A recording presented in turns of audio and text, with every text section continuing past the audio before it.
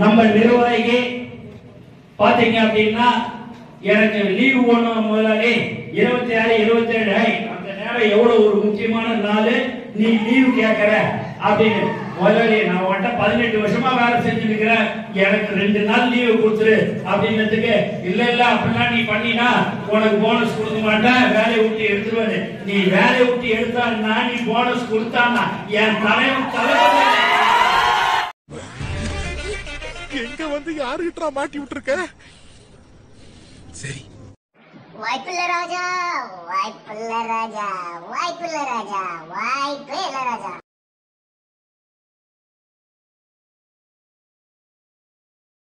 டேய் மடையா, டேயா இந்த 500 ரூபாய் சம்பளத்துக்கு டே 1000 ரூபாய் கொடுத்தீங்கன்னா கெட்ட வார்த்தையில் கூப்பிடுவீங்களா?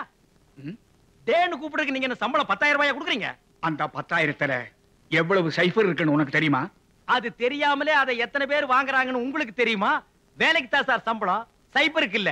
அடுப்பு மேல நிக்கிறோம், புகையில கறக்குறோம், அதுக்கு ட்ரெஸ் ஆயுது நெல் என்ற சாக்கு மாதிரி தேய்ச்சி கொடுத்துருக்கீங்க.